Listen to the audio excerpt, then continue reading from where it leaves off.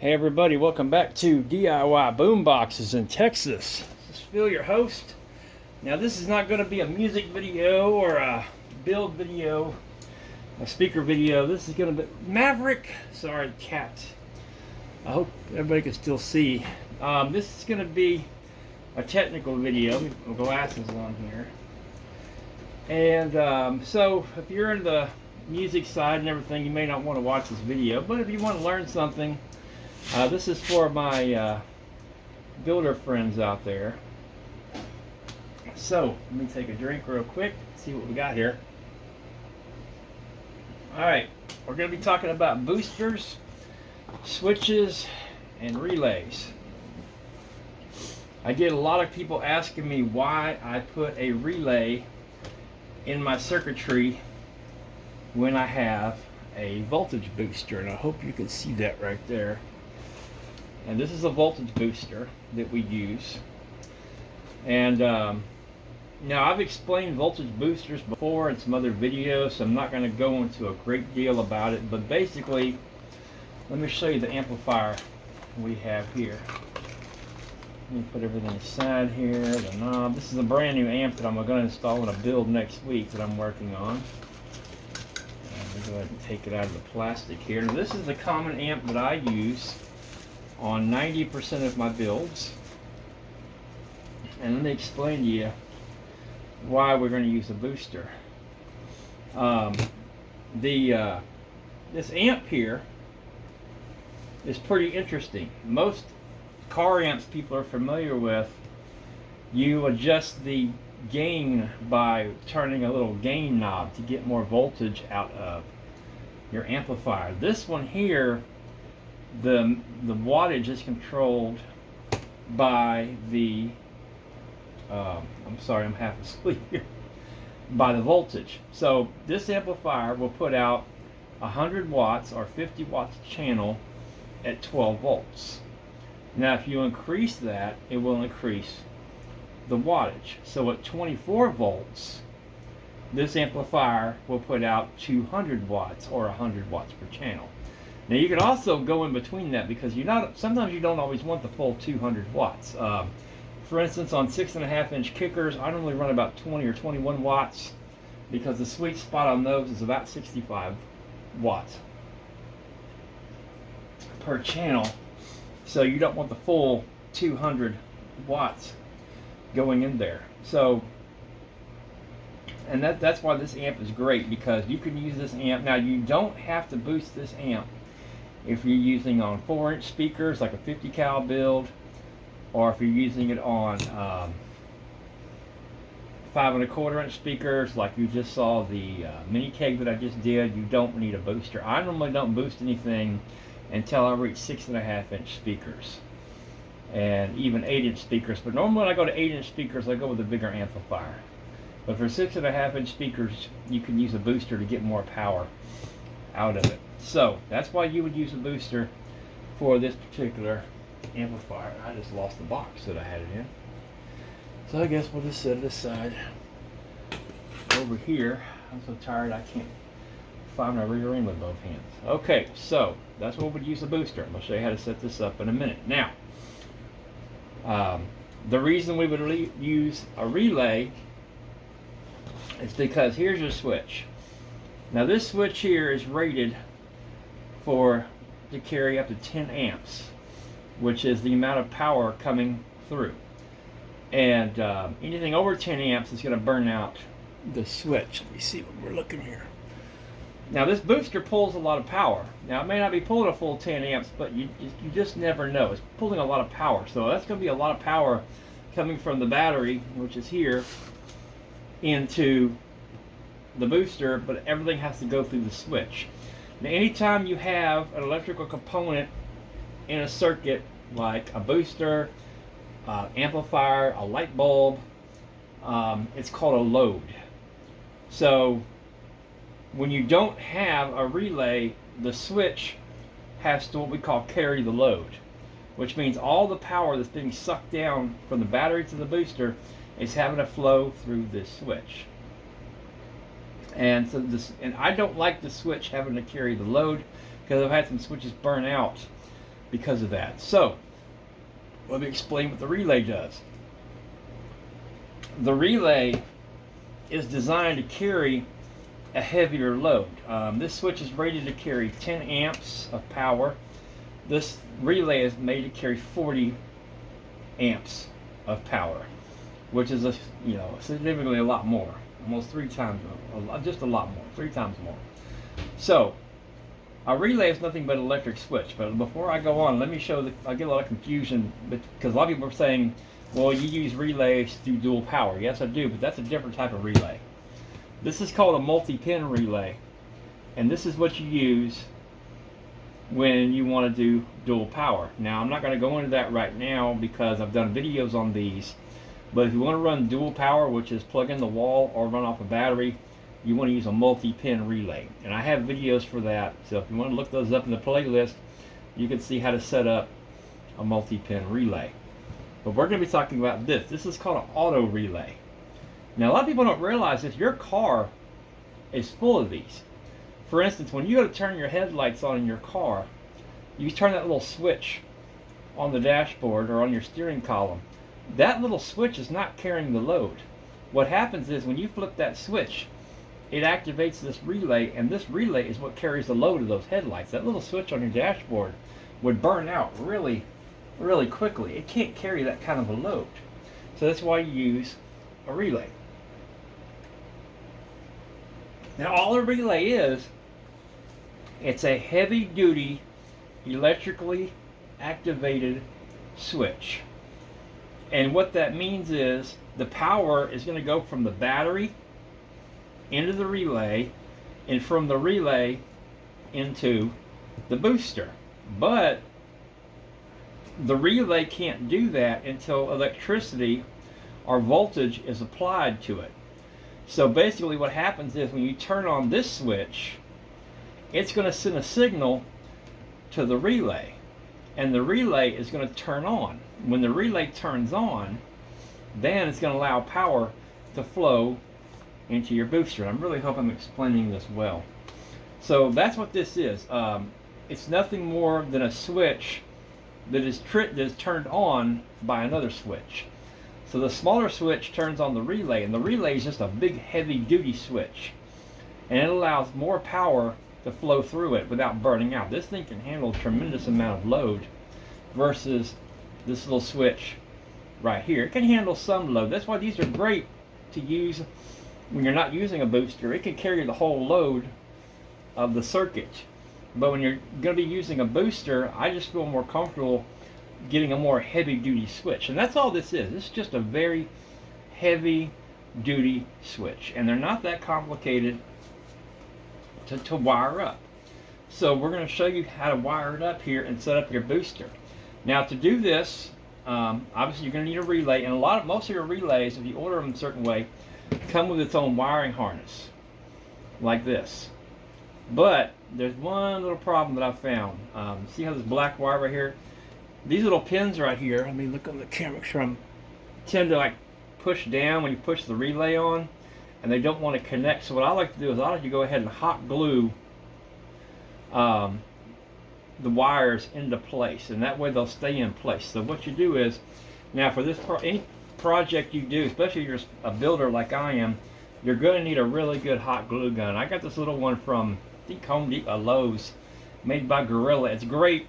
Now the bigger glue guns are fine. I got this one for actually working on the guitar builds because it gets in the smaller spaces. So you want to go ahead and just put a few drops of hot glue in each one of these slots here, and just fill it up. Make sure the wires are all the way down inside the thing before you do this, or you're going to be in some trouble.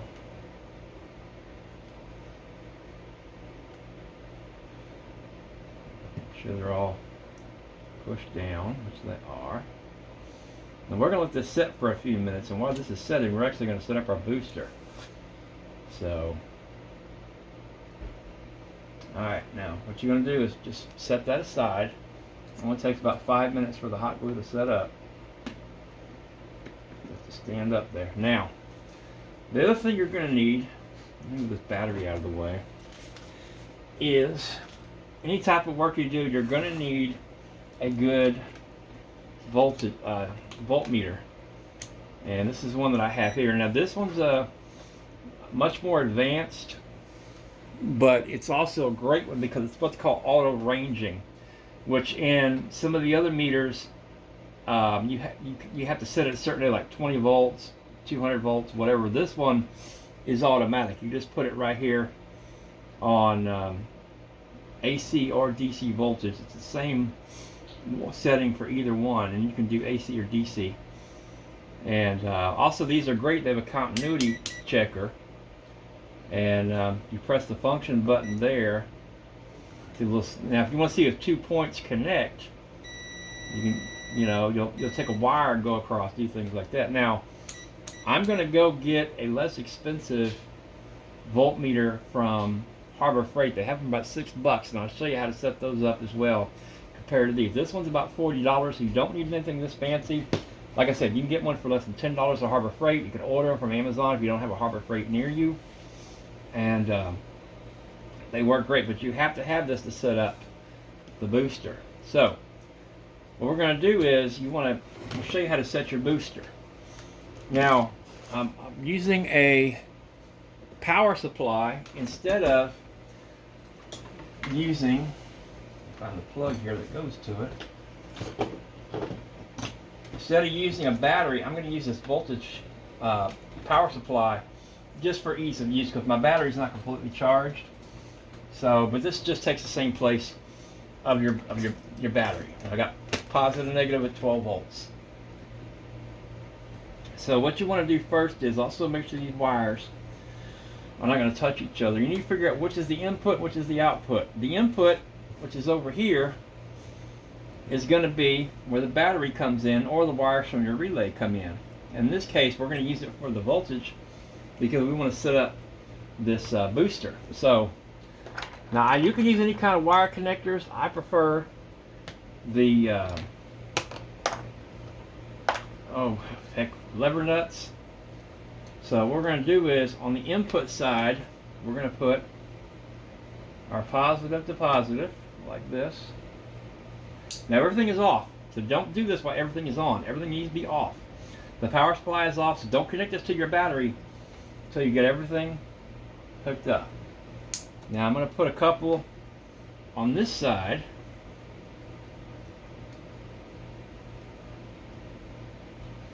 Like so.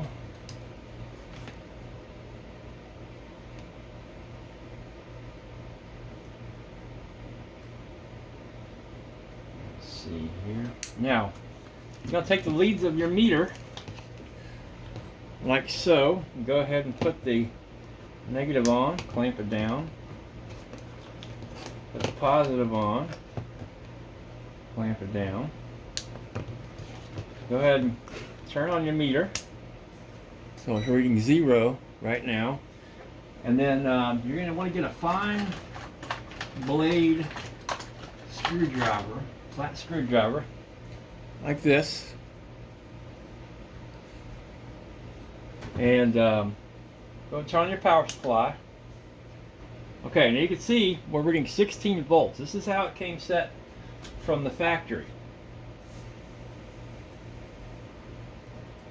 But we want to increase that. So right here, there's 2 adjustment screws. One is for the amp, and one is for the voltage. You always turn them counterclockwise, or if you're young and don't know what clockwise means, it means you're going to go from right to left, which is this direction right here. Like you're going from your right hand to your left hand and back. So we're going to try this one here, see if anything moves. Now this is going to be your amperage. So what I do is I do about 10 turns on that to boost up your amperage. I leave it alone and slowly turn the voltage. And watch, you're going to see the voltage go up just like that. There it goes. Now I don't like to run my amps at a full 24 volts because I like to have a little playing room in there. So we're going to crank this up to about 23 3/4. So slowly crank that up. Nope, went too far. Back it down, back it down. Now there are some amps that can take more power, and you can go run 30 volts or what have you, but right here we're going to run 23 and some change.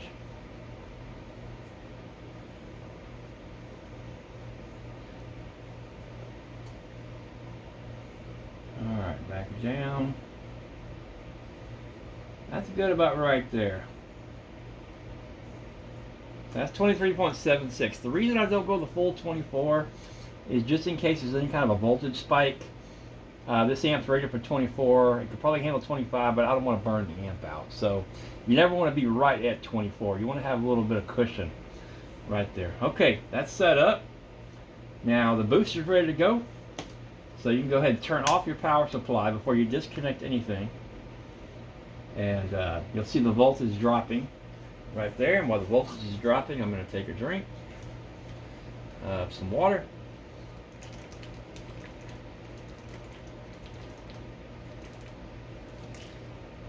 I have a cat sitting on me. Hello, Simon. Cats everywhere in here. I'm going to go ahead and turn the voltage. Now, we're done with the meter. So you can go ahead and disconnect the meter and put it away. Now, like I said, if you're doing your first few builds, you can get away with a Walmart or Harbor Freight voltage gauge. They're less than $10. They work great. There's nothing wrong with them. Since I do so many builds, obviously I have a more expensive one. Now we're going to go ahead and disconnect from here temporarily because we're not going to be direct connected here anymore. And see if I can get this disconnected. Alright, put this aside for a bit. Now, we'll put this aside. This is dry. All the pins, the wires are locked in really good. So let's go ahead and install our thing here. And you line up the pins, push it real tight. Sometimes you gotta push it against the table. Go in there. Almost.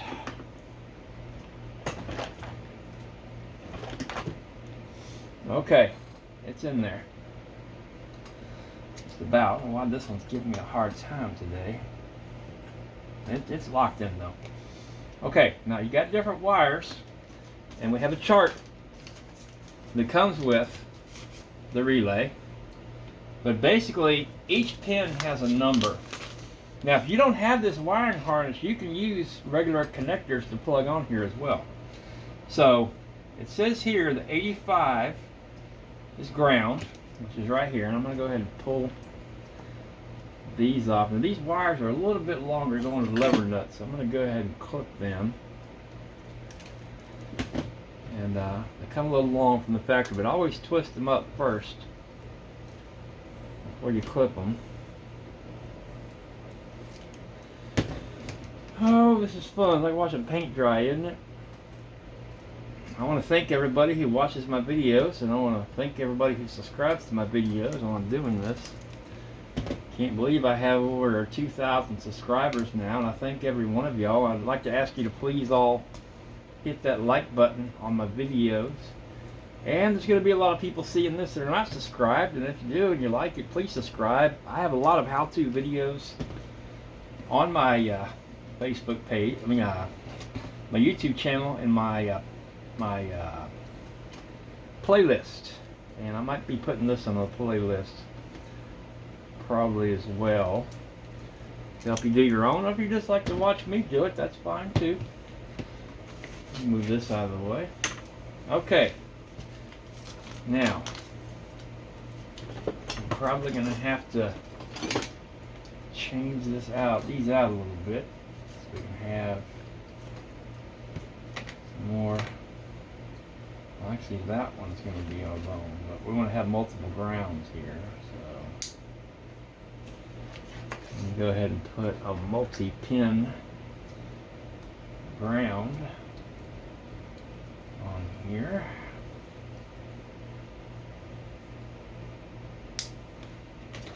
Alright, now,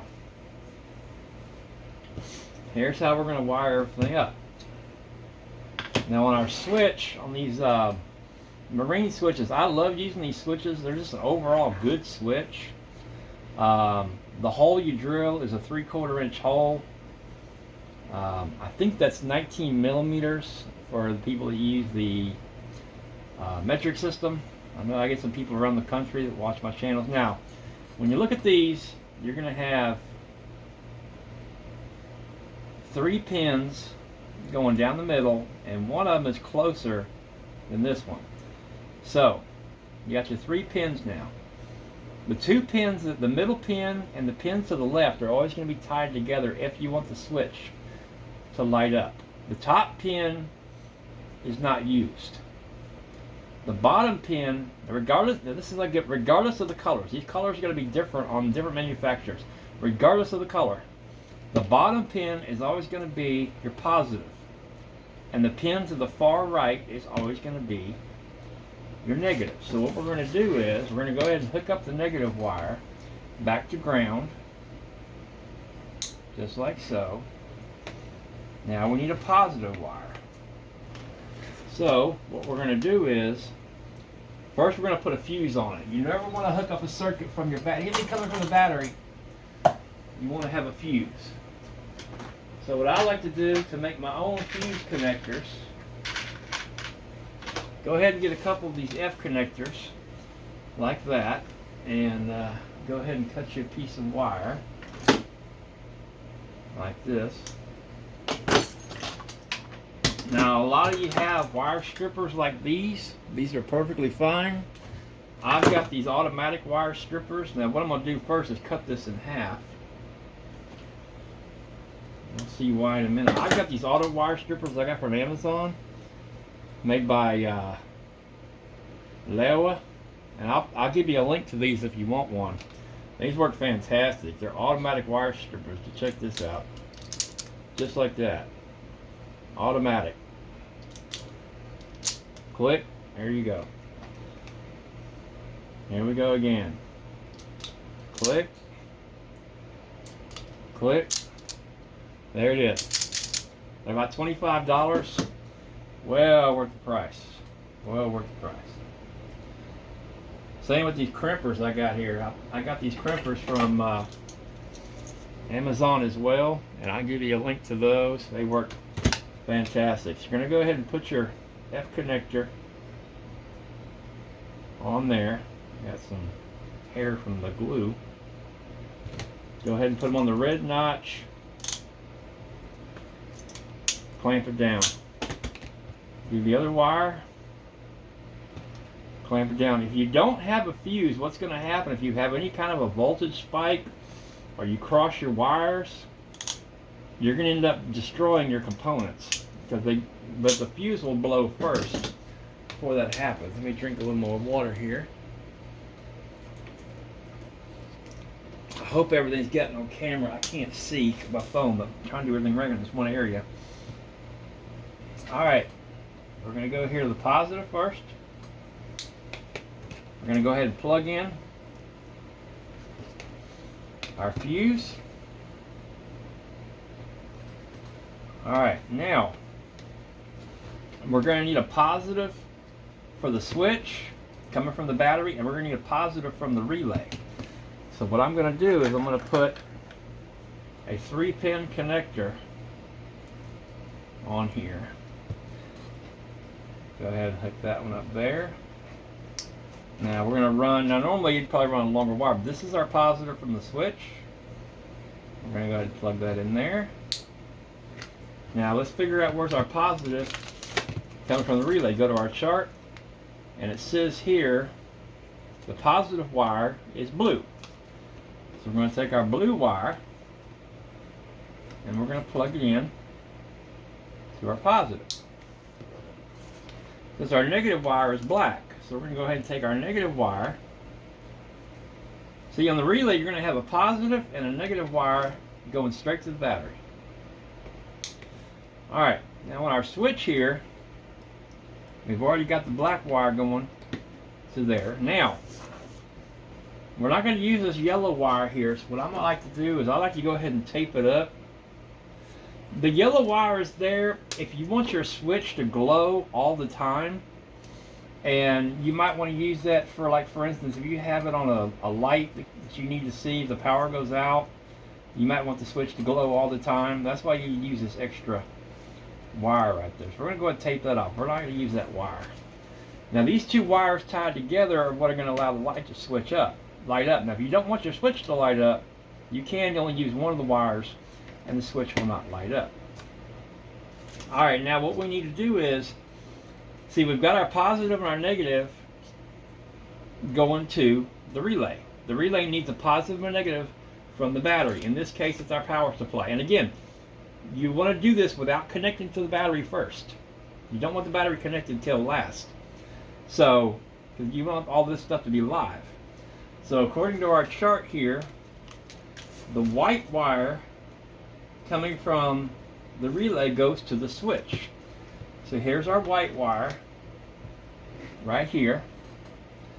So we're going to get a connector and connect it to the switch wire. And what this is going to do is this is what's going to connect. This is going to turn on the relay when we turn on the switch. Just like that. Okay, now this is where the booster comes into play. We're going to go ahead and get our meter back out. This is where we can make sure the booster's working. So we'll go ahead and get the multimeter set back up and plug it back in.